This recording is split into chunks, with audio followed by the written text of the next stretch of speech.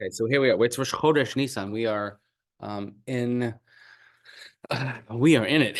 I hope everybody saw, by the way, there was a great article in, I think it was the Wall Street Journal last week about the confusion of the shoppers because the supermarkets didn't account for the leap year.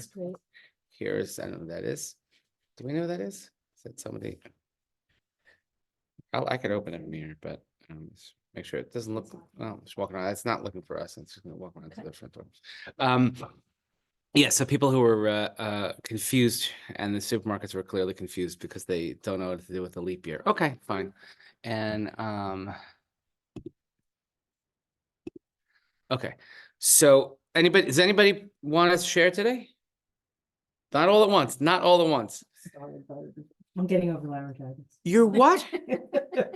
Because all I heard was okay, that's fine. I will share then. I'm gonna take one more look at because this is new for me, this volume, this Rabbi Sachs volume on the holidays, which is just it's really good because what it does, it's an amalgam of all his different works, and they put it together in one nice, tight, cozy spot. So again, this is a great thing if you wanted to hand out pieces to your participants, and then this is good. So this is the part about Avadim Hayinu. So we have the 4 questions, then we say Avadim Hayinu is the answer to the questions, whole question, whether they really are questions. Are they questions? Are they statements? Okay. And if you want to have every kid in the world say it in backwards, forwards, Yiddish, fine. But we have the mitzvah of telling the story of Yetzias Mitzrayim. So here in the deep dive section, one of the rules of telling the story on Pesach is that each person must feel as if they had personally left Egypt. Now, I don't know about you. I have not once ever felt like I left Egypt. I know we say it over and over, but like, what does that mean? So history becomes memory. The past becomes the present. At this stage, therefore, we speak of the continuing consequences of the past. Had the Exodus not happened and the Israelites stayed in Egypt, none of the subsequent events of Jewish history would have occurred. What and where we are now is the result of what happened then. So this is something we can relate to. And this is the opportunity to tell the family story, like we touched upon last week, is, had so-and-so not had a relative in Chicago who signed for a visa to get them over here, and they got them out of Europe, and one got another, and another. And we know the stories of those who didn't. And the worst are the stories of the people that wanted to go or didn't feel like they had to go, or the people who went and came back. Can you imagine that? There's the story of the COVID Shiurim, Rabbi Chanan Wasserman. Rabbi Chanan Wasserman was a Rosh Hashiva in a place called Baranovich. I don't know where Baranovich is, but it's not in a good place now. And he actually came to the United States to raise money for these shivas and raise awareness about the war. And they told him to stay. And he said, no, he had to go be back with his students. And he was murdered. It's a shame. So, I mean, if you think about that, all these nutty stories. And then, of course, it shouldn't be that hard this year, unfortunately, to relate to like the what ifs. So that's where we say Avadim Hayinu. I don't look at myself as if I came out of Egypt, but I look at myself as a direct causality of the fact that we were let out of Egypt, because if not, the Megagel, it goes on and on and on, we wouldn't be here. And then you could talk about, if I hadn't gone this way, I never would have met your mother. And if I hadn't gone here, you would have, you would have not been born, or like all these things go on and on and on. And this is where my mother usually tells me that I'm adopted. She tries to convince the whole family that I was left in a basket. And my mom, thank God, she just turned 90 years old. God bless her. She comes to the Seder with a basket. She's like, and this is the basket that you were left in. Oh, no. I promise you. Like, my mother got jokes. She's got jokes, right? And so we did a little party for her 90th birthday. It's not wise to do a surprise party for someone's 90th birthday, just for practical reasons. But we surprised her just enough, and she was very happy. But we all made videos, and in the video, I was talking to my son and he asking him this story, and he talked about it. I said, "Well, then, if I'm not related, how is it that we all look alike?" And it's like, okay, anyway, but that's a perfect opportunity to talk about the family. It's not just about the Pesach story, it's about your family and the Pesach story. Where does your family come, right? So there is a fundamental difference between knowing and telling the story. We don't tell the narrative of the Exodus to know what happened in the past. We do so because each telling engraves that event more thoroughly in our memories and because each year adds its own insights and interpretations. Judaism is a constant dialogue between past and present. And since the present always changes, there's always a new juxtaposition, a new facet of history. The sages said there's no house of study without chiddush, some new interpretation. The story of Pesach never grows old because the struggle for freedom never ends, and therefore each generation adds its own commentary to the old new story. It's a great line, by the way, to the old new story. I think that, again, this year, right, and we should take a moment of recognizing about how many families this year are going to sit down to the Pesach Seder in Israel, the one Pesach Seder, and they're going to have somebody who's not there. Now, it could be because somebody's in the hospital, somebody's a hostage, somebody was killed in an attack, someone died fighting, protecting the country. And you realize that it's so far reaching, as we say in the pasuk and when we talk about the 10 plagues, the 10th plague says, Ein bayis asher ein shames. There was no house that was unaffected. There was no house where there was no corpse, because everybody's affected. That's Israel today, is that there's no house that's not affected by what's going on. There's no degrees of separation. So just thinking of that, and then, and it's okay, by the way, that I don't know if any of you, but my wife and I had this conversation over Shabbos. We're sitting on a beautiful Miami beach for Shabbos. Perfect. It was the absolute perfect weather because it's April and it wasn't hot. It was perfect. It was 80 degrees, not humid, not raining. It was just absolutely perfect. You walk around at night with short sleeves on. Oh, the machaya. And at one point, like it's not fair, like that we get to do this, and there's so many people that are missing and suffering. Like, you have that survivor guilt, that guilt of like, wait, it's not okay for me to be doing this, and that's okay. It's good to feel that. It's good to feel that dissonance, but and Pesach should be the same way. That's the whole dialectic on Pesach is freedom, slavery, matzah, maror. Even matzah itself is a dialectic. Is matzah the bread of affliction or it's the bread of freedom? Which one? It's two sides of the same cracker. Okay, and then when we put korach, I'll read you something about korach in a minute when we get there. Okay. Further thoughts, he says, to be a Jew is to know that over and above history is the task of memory. Jacob Neusner eloquently wrote, civilization, he's British because he spells civilization with an S, civilization hangs suspended from generation to generation by the gossamer strand of memory. If only one cohort of mothers and fathers fails to convey to its children what it has learned from its parents, then the great chain of learning and wisdom snaps. If the guardians of human knowledge stumble only one time, in their fall collapses the whole edifice of knowledge and understanding. Ooh, some heavy stuff. More than any other faith, Judaism made this a matter of religious obligation. Pesach is where the past doesn't die, but lives in the chapter we write in our own lives and in the story we tell our children. That's found, by the way, that's in the Rabbi Sachs's Hagaddah on the essay called History and Memory. But that's it. That's it, right? Past doesn't die, but lives in the chapter we write in our own lives. So, and we're telling our children and we're telling the grandchildren and saying, okay, we're writing our chapter of history. What are we doing, right? I'm gonna go on a wee bit of a limb right now. Okay, so Marcy's on. So Marcy's had a grandson. Okay, born to her son Jonathan Lefkowitz. Okay, so one of the great people that we ever knew was Zoltan Lefkowitz, Zichron Levracha, like a giant among men. Also a championship ping pong player, which a lot of people don't know that. I'm going to go on a limb about a name. By the way, it would be Marcy. It would be the coolest thing if they do name him Zoltan Lefkowitz, because that would just be the coolest thing ever. I'm not so sure how the kids today are wild about the name Zoltan. But let's say it's the name Moshe. Okay, let's just say. Let's just say. I like the name Moshe too. I'm partial to it. But imagine sitting at the Seder table with a new child that's named for someone, one way or another, and you tell the story of that person. I always say my favorite ritual, my favorite thing to do as a rabbi My favorite life cycle event to be a part of is a naming of a child, especially when I know for whom the child is named. Because when that happens, because I knew the grandfather, I knew the great grandfather, I knew the grandmother, great grandma. I said, you know what? That person now lives forever. Right? That's it. What you're happening is it's the past doesn't die. It lives in the chapter you write in your own lives and in the story you tell your children. See, Marcia just wrote your speech.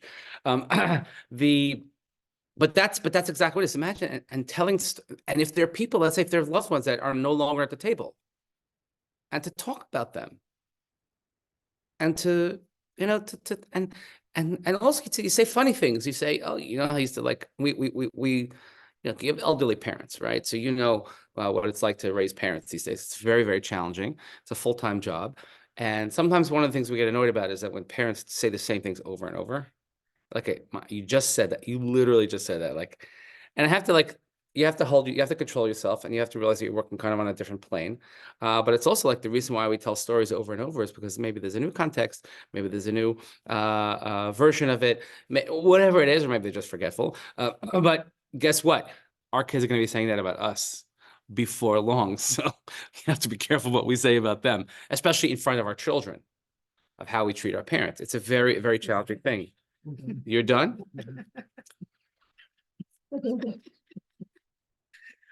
You know what your kids are going to see? They're going to see the example that you set for them of how you take care of your parents. That you deliberately got COVID so you could take care of your parents. Oh, that was you. No. I'm just saying, like, well, just you know what I'm saying? But they look at what happened. They don't look at what you're saying. They're gonna look at what you do. And guess what? When it comes time, you have, can I know you have 3 nursing homes, right? I have 5. I have 5 nursing homes because the son's house is never a nursing home. That's there's actually, if you ask me offline, I'm going to tell you what we call his wife, his future wife, but I cannot say that because it's being recorded. So anyway, fine. I wanted to, is anybody here particularly interested in Kabbalah? Really? Good. Then I have a gift for you. This Hagaddah, it's called the Still Small Voice Teaching Hagaddah, the illuminated commentary on the Pesach Seder. Okay. I want you to have this as a gift from me to you.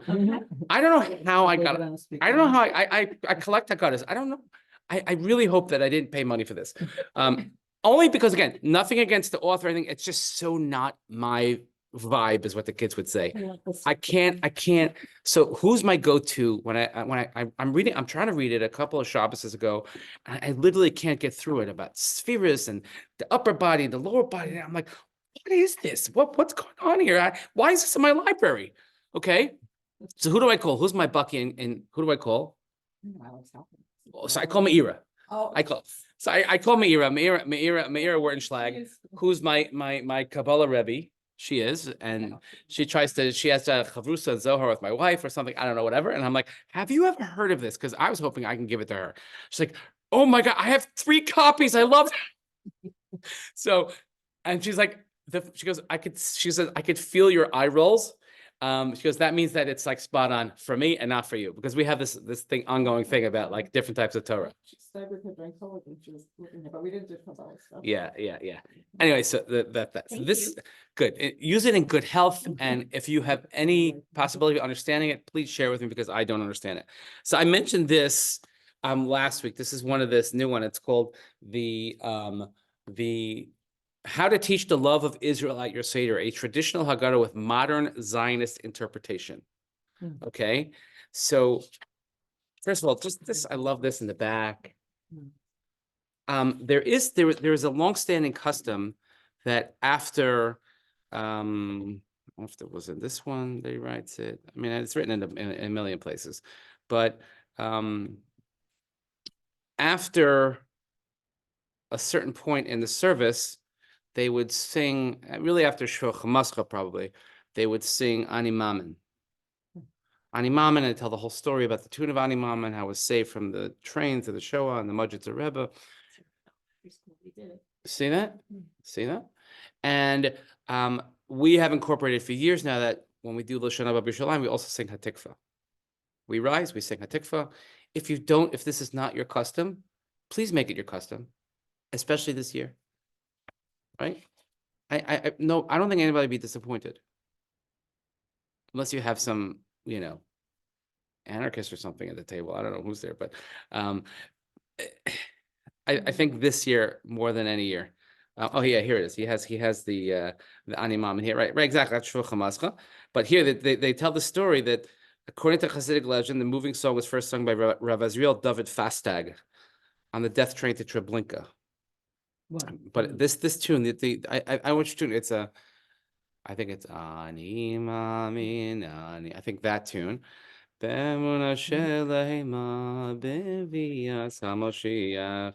everyone in his cattle car, then the adjacent cars, learned the melody and chanted with him. Rav Azriel David wanted the song to survive. He enlisted the pledge of 2 young men to escape and bring the melody to Rav Shol Yedid Eliezer, the Rebbe of Mudjitz, who had escaped the Holocaust. The first of the young men died in the attempted escape. The second succeeded. The Rebbe of Mudjitz taught this huge congregation the melody on Yom Kippur, and everybody sobbed. The melody invokes the memories of the 6 million who died in the Holocaust. The Rebbe proclaimed, with this niggin, the Jewish people went to the gas chambers, and with this niggin, the Jews will march to greet Mashiach. Right? Think about that. Think about that, about the power of a niggin, and how, first of all, like one person who risked his life, well, 2 people, one made it, risked his life. There's a great, I have to find it. If I find that video of this, there's a great video of this, of the production of this song and the Rebbe of Mudjitz. The Rebbe of Mudjitz was known for many, many songs that we all know, by the way, that he composed, and most of them were sung by the famous Chazan Ben Zion Shenker. Ben Zion Shenker died a few years ago. Ben Zion Shenker kept alive the nigunim of Mudjitz. So, for instance, Mizmar LeDavid Hashem Roi Lo Echsar. That's Mudjitz, and some say that the march that we do on Yom Kippur, bum bum bum bum bum bum bum bum bum bum, a lot of banging the table. Anyway, so after we do that, you sing Ani Moment, and this is where people insert a lot of the Holocaust liturgy at the Seder.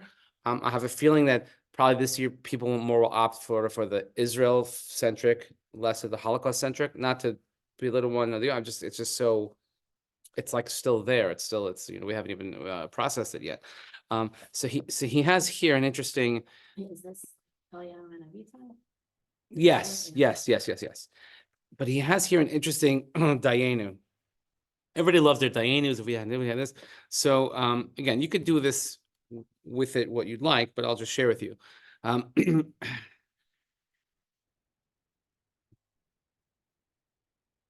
1946, Holocaust survivors, the Shiur HaPleita in Munich, prepared their own Hagaddah for the first Seders after the Holocaust.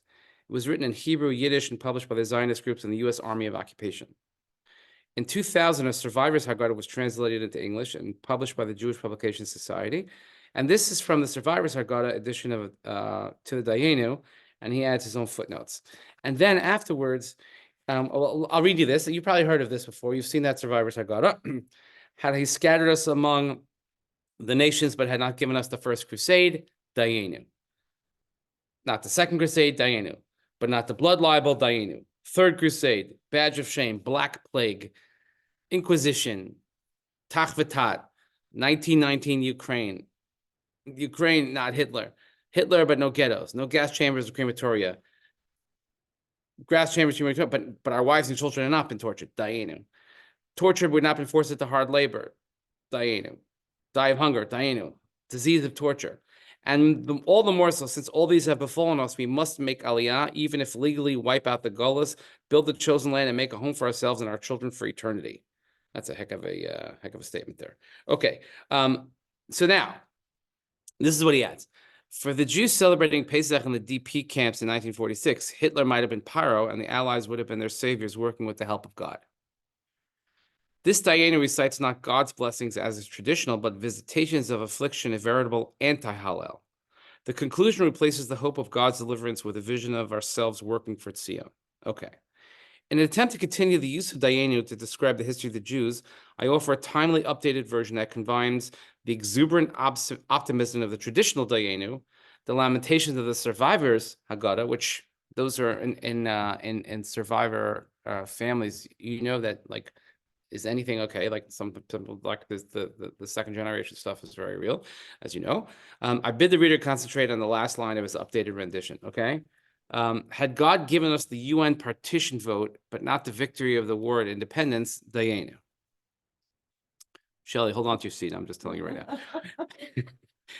God given us, again, this is not for everyone, but but I can see what's coming. I think, but I think the principle of it, of saying, creating your sort of your own family, Diana, of had we not been here, had we not moved there, had we not. And by the way, Diana doesn't mean enough. It means it'll be enough to be thankful to God. That's, we have to always keep focus on that. Had God not given us the victory at the War of Independence, but not the victory in the 6 Day War, Diana. Had God given us victory in the 6 Day War, but not a unified Jerusalem, Diana. Had God unified Jerusalem, but not given us victory in the Yom Kippur War, Diana. Had God given us victory in the Yom Kippur War, but not released the refuseniks of the Soviet Union, Diana, I think, by the way, 1.1 million people to the population of Israel. Had God released the refuseniks, but not stopped the intifadas, Diana. Had God stopped the intifadas, but doesn't give us the means to stop Hamas and Iran, Diana, getting very modern here. Had God gives us the means to stop Hamas and Iran, but doesn't give the means to stop anti-Semitism, BDS, and assimilation, Diana, right? And then, if God gives us the means to stop anti-Semitism, BDS, and assimilation, but does not bring us Jewish unity, What year was this? Seems right. No. this was written. I This mean, this was written Jerusalem 2024. No. So in his and this is what I'm going to get to at the end. By the way, at the so this is like a guy. He's just I know who this is. He's like, here's his picture. He's a guy hiking in Israel with 2 sticks. He's a 2-stick hiker. Okay, so that means like a serious hiker. The #1 pastime in Israel is hiking. He's from New Rochelle, New York originally. Wow. See, great people come from New Rochelle. He writes a conclusion, and then he has an afterward. As this Hagaddah was going to press, horrific events created a new reality that split time forever into before and after. On October 6th, Israel was fractured, the government was fractured, Gullah's Jewry was fractured. October 7th, Hamas and Iran initiated a genocidal war against Israel, et cetera, et cetera, et cetera. The primary purpose of a government is the protection of its citizens. In October 1962, the United States discovered that Cuba was building sites for nuclear missiles. The crisis lasted only 13 days. Hamas has been attacking Israel from the Gaza Strip since 2007 for 16 years. Restraint is no longer an option. So anyway, I'll just to give this in context, he writes this on October 15th. So October 15th, nothing happened yet. So he's like, people, you just feel, by the way, the angst of how people living in Israel, how they felt, and like that he could put this down on paper is really interesting. Temporarily, the Jewish world is united, both in Israel and abroad. Every Israeli reservist has reported to the IDF. Temporarily, the Western world, especially the governments of the United States and Great Britain, are united in their support of Israel. Quite temporarily. But within a week of the calamity, large fissures were already appearing. The American press still calls Hamas a militant organization instead of a terrorist organization. Pro-Israel rallies over the world are countered by anti-Israel rallies. Academic institutions all over America are either supporting or condoning the anti-Israel stance. Anti-Semitic incidents, both passive and violent, are multiplying logarithmically all over the world. Already the world is tallying the number of Israelis killed versus Palestinians killed, the continued canard of moral equivalency.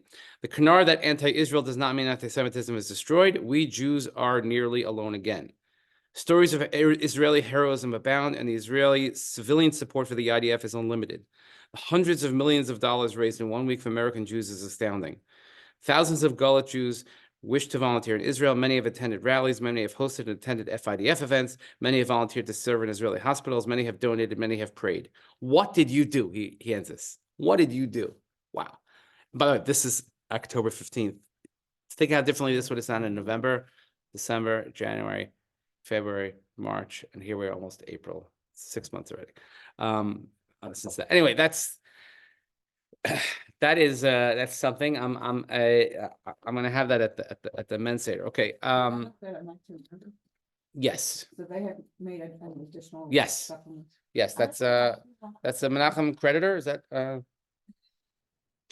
have that one. It's Noam something, Noam Tzion? yeah. Noam Tzion and Creditor. yeah, credit, yeah. Yeah, but he's not, he doesn't, he's just editing. Yeah, he did. They did a supplement. It's yeah. exactly. Like that. My husband. Her husband's a Hagaddah collector. Did it go up? I think so. Yeah, I think so. Wait, I just said I wanted to show you. What did I just say I wanted to show you? before I get back to it. We hit replay. The Shvoch HaMascha. This is great. This is one of my favorites. Also, Rabbi Wein's Hagaddah. It's big, table, but such timeless insights. Oh, Korach. Yes. Korach. Everybody loves Korach. It's like, okay, now we're getting somewhere, right?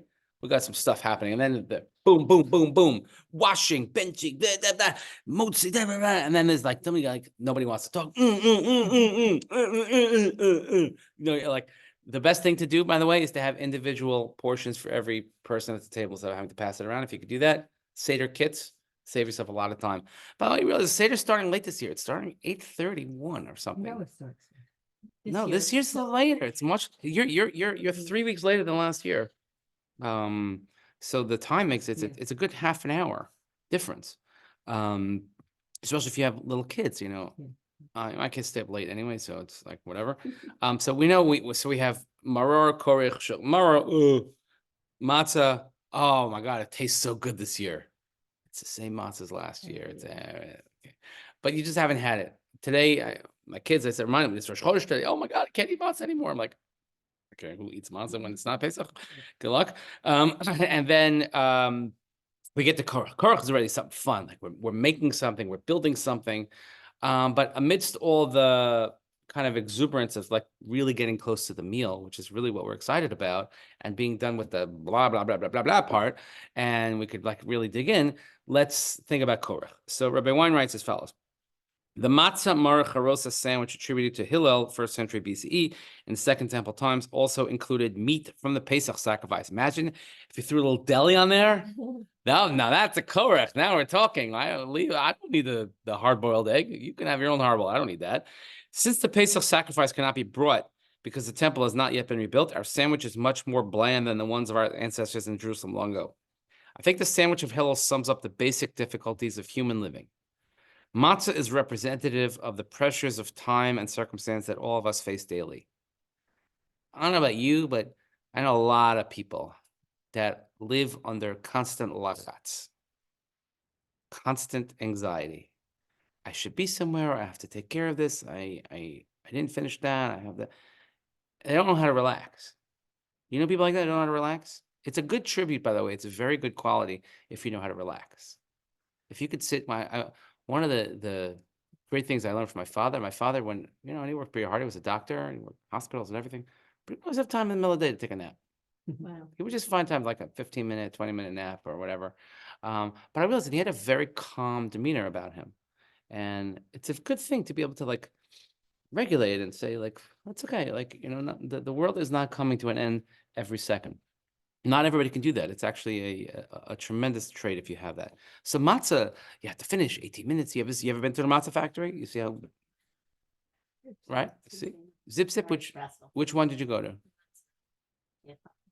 In the school. Oh, they brought one in. Okay, yeah. So, It it's high pressure. It's very, but it's what? It's kosher. Oh, I hope so. Because what's the point of making non-kosher matzah? I found it a very stressful environment. It's a very stressful environment because then they're like the water, cleaning this. Exactly. People in general when it comes to Pesach get nuts. People get nuts. I'm gonna share with you which I've shared before, an enlightenment, that if you don't clean your drapes this week or next week, your house will still be kosher for Pesach. Okay? Unless you eat regularly in your drapes, unless you eat regularly underneath your bed, right? If you eat regularly on all of your books, then you don't have to clean it. Okay? The halacha says that you only have to clean places where chametz is mitzuyim bo, makom she'ochlim bo, places where you eat chametz. Okay, so in my house, my car does not have to be cleaned for Pesach. My wife's car needs to be blown up before Pesach. Okay, that's just how it is. She's not in her car. Makom shemachnisim bo chametz, places where chametz is normally brought in. We turned Pesach cleaning into spring cleaning into mishugath. Oh my God. Like, spend a little less I- time doing that. Maybe a Jewish course, maybe 15 years ago already, and it was a game changer. It's It's a game changer. I was in that place before. It was a real game changer. People, my mother used to sit there with like a toothpick on the floor, and I'm like, oh my God. And also, it's not edible chametz. It's not you have bittul chametz. Like, I'm not saying you have to not care about it. I'm saying, but like, be practical about it, Right. and that's it. Okay. So matzah is stress. If you've been to the matzah factory, it's stress. We seem to never have enough time to allow the bread to rise properly in our lives. We run out of time all the time. Especially in our modern world, the pressures of financial and social accomplishment of the workplace and society generally are immense. We want more time for study, contemplation, even for relaxation, especially for our children and grandchildren. But the day is always too short. Life is really the skill of time management. Matzah teaches us that truth. Let me bring this into a very, very practical example, okay? You don't have to answer if you don't want to. But the way we watch television these days is very different than what it used to be. As a child, we would fight with my siblings over the Sunday paper to look at the TV guide that maybe described which episode of what show was going to be on. And then we wait for it, and we had to sit and watch the whole thing with the commercials and everything because that's what television was. Now it's like, oh, I demand the kids don't know what a commercial is. Okay. Now, we also have something called, Sorry. I didn't do it. We also have something called streaming services. Okay. At a certain point, especially if you have children, you're like, why am I paying for all these things? It's ridiculous. Why do I need a Spotify account and a Netflix account and an Amazon Prime account and Hulu and ESPN and Disney Plus? At a certain point, you're like, wow, this is ridiculous. Okay, now, also the way we watch TV, since we're streaming, we look through things. Oh, that looks really interesting. I'm gonna bookmark that. So here's my question: how many things do you have bookmarked, maybe for months or years at a time, that you have never watched? I can tell you, I have a lot of things that I want to watch. I just, haven't gotten around to it, right? I don't. Because you're afraid, like, oh, I don't even know. Yeah. you could save, add to your list. You have a list of things you want to watch or something. No, I have to teach you how to use Netflix. Remember how I guys told you guys how to do the typing on the keyboard on the phone? So, or like the book, how many books do you have on your shelf that you want to read, Oh. right? Right? And you gotta have it. You gotta books I want to read. So that's matzah. We never have enough time that we're gonna say we're gonna do this, we're gonna do that. Okay. No human. So that's the truth of we want. Life is really the skill of time management. Matzah teaches us that truth. No human life passes without sadness, disappointment, loss, or tragedy. Maror is an unavoidable part of living. It too must be digested with our time management skills. And sacrifice is inherent in any sense of accomplishment in the achievement of anything worthwhile and lasting in our lives. According to the effort and pain and sacrifice is the reward. Lefum tsara agra, we say in Pirkei Avos. Children, marriage, study, career, nobility of behavior, all require constant sacrifice of personal wants and desires. Hillel, who in his own personal life reflected all these human experiences, rolled them all into one with his famous sandwich. The taste of the meat of freedom and accomplishment, which is the meat of the Pesach sacrifice, matzos morim yochluhu, has to be eaten together with the pressures of time and circumstances in life, with the bitterness of loss and sadness and frustration, and with the sacrifices that are inherent in any human achievement. The sandwich of Hillel is the philosophy of realistic and healthy living. I think it's great. I know he's my Rebbe and everything, but I just think it's great. There's so many good pieces in this book. Does Merritt have this one? Okay, good. Want to make sure. I have to give Merritt where Merritt is due. Ha ha ha. But it's and this came even more clear to me. And I mentioned this in passing, and I'm a little bit taken and maybe obsessed, maybe too much with it. But my friend Doron Perez and the ordeal that he went through, as we all know, and he said it to me. He said it to me when I saw him on October 21st, October 22nd. So whenever I saw him that day, it was very soon after.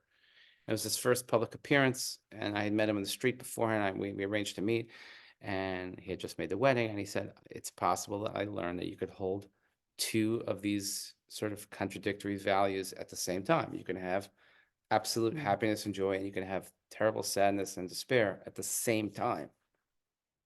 at the same time. That's Ace Lahov, Esi Snow, Ace, time for this, time for that, and Koheles, but it's like the same time. Not one time and then the other. It's at the same, that's Korach. Korach is you can hold this all together. We have to figure out using our what we call time management skills. Now that's the challenge of life is how do we manage our time? How do we manage our priorities? Et cetera, et cetera, et cetera. And he continues that the sandwich is also Zecher LaMikdash, remembrance of the Beis HaMikdash and its service. Over the millennia, the Jewish people never forgot Jerusalem or its temple, and every prayer of the temple is remembered and revered. Sometimes the remembrances were an imitation of the temple service, such as Hillel sandwich, and sometimes the remembrances were in purposely not imitating the temple, such as not erecting a 7-branch metal candelabra in the synagogue. You ever noticed that, by the way, that when you do a menorah in the synagogue, you can't have a 7-prong menorah, because that was in the Beis HaMikdash. We're not supposed to have a 7 one. We do 8 ones, or we do like maybe a picture of one, but we don't really make them. But there were always remembrances of the temple baked into the Jewish ritual, customs, and psyche. The longing to return to Eretz Yisrael was based on this omnipresent attitude of reverence towards the temple, Jerusalem, and the land. The genius of Judaism is transmitting ideas, values, and historical remembrance is represented in our observance of Hillel sandwich at the Seder service. So if you think about it, how many things, what do we do that's Zecher LaMikdash? Breaking the glass, right? Actually, who wrote that? I can't remember who said it, but I've used it many times. We've taught this, that the halach ma'anya at the beginning of the Seder is tantamount to breaking the glass at the wedding. Wow. We're at the Festival of Freedom, but we're going to talk about affliction. We're at the height of our celebration. You're going to talk about breaking the glass, right? Okay. So, Zechlin, what else? So that's an obvious one. Wow. Oh, right. So we leave something unfinished. When you build something, we leave a corner unfinished, Zecher LaMikdash. I don't know how much impact that really has on people. I think people just find it annoying. It's very funny. In my kitchen, when they redid it, there's one place that's like, they didn't do well, and I actually left it thinking, okay, it's like this. Yeah. Zecher LaMikdash, okay. Many things we say in davening. That type of thing. I think we have so many things that we do Zecher LaMikdash. I mean, when you go to Jerusalem and you see it and you think about it and you go or if you tear Kriya and you go to the Kotel, like that's like, we have a whole holiday of that. We have lots of miserable holidays when we feel miserable about things. Every fast day, maybe connected to the Korban Beis. Most of the fast days are connected to the Korban Beis HaMikdash. And I think they achieve 0 degree of their desired aim. The purpose of a fast day is to get one to repent. I think it just makes Jews cranky and annoying, and annoyed. So so there's not that many Zecher LaMikdashi type of things that we have, but it's important because we have to be grounded in something, and the centrality of Jerusalem and things like that.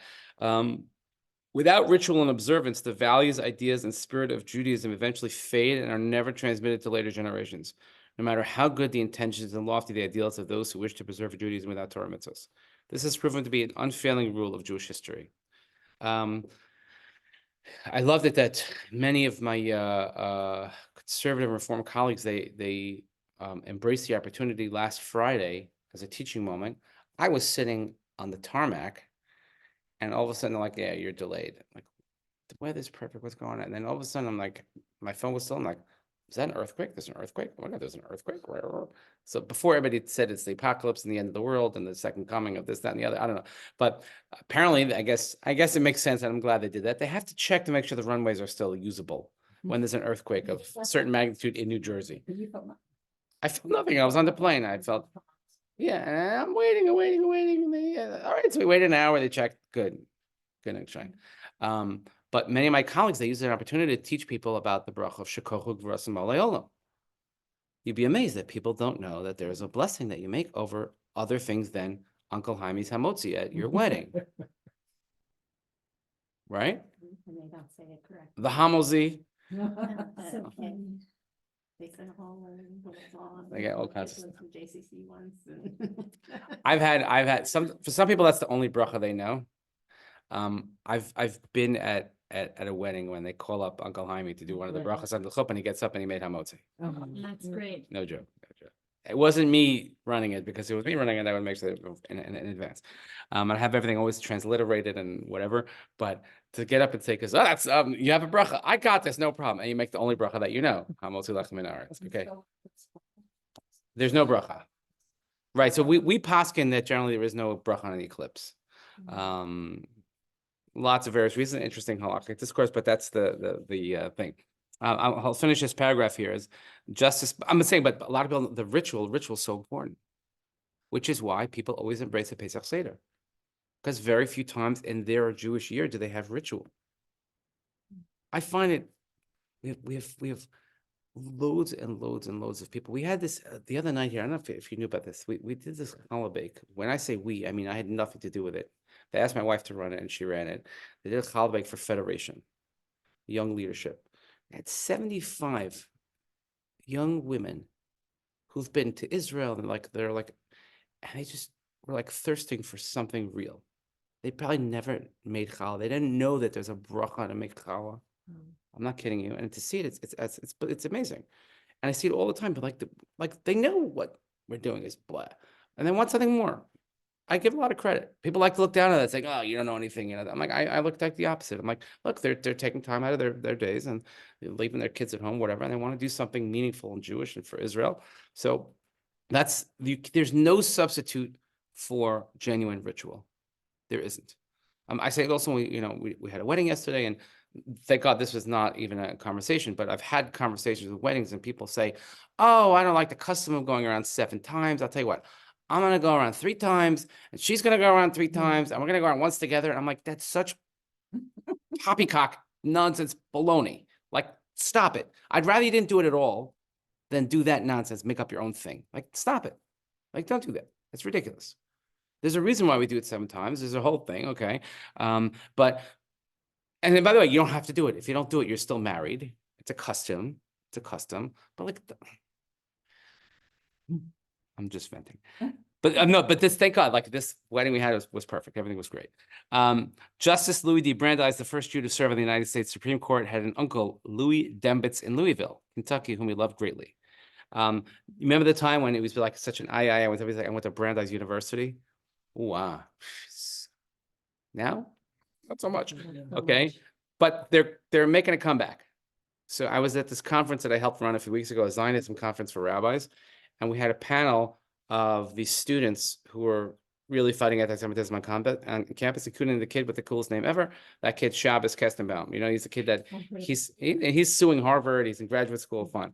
They had a very impressive panel, and we were leading up to it. We were having a just a little social gathering, and I'm talking to a guy, and he's very, very opinionated about it. And I'm just talking about the campus, and I'm like, why are you so invested in this? He goes, I'm the president of Brandeis University. I'm like, oh, okay, I get it. And so they said, well, how do you deal with, and he's telling me how it's been indoctrinated already since the 80s and this and that. And I go, how do you deal with it? He's like, well, we have to clean house a little bit. I said, but what about tenure? He's like, oh, we have a way, we can figure that out. We have a way to deal with it. And he's been very, very strong on this. And so he was on the panel as well. But he's been pretty strong in it. So that's right. He just said Brandeis. I thought of that. So maybe it'll be make Brandeis great again. We'll make hats. Dembitz, an observant and knowledgeable Jew, had no children, and Brandeis changed his middle name from David to Dembitz in honor of his uncle. Did you know that? Louis D. Brandeis is Louis Dembitz Brandeis. If you ever know anybody named Dembitzer, then that's probably related. Brandeis wrote a letter to one of his friends regarding a Shabbos that he spent at the home of his Sabbath-observing uncle.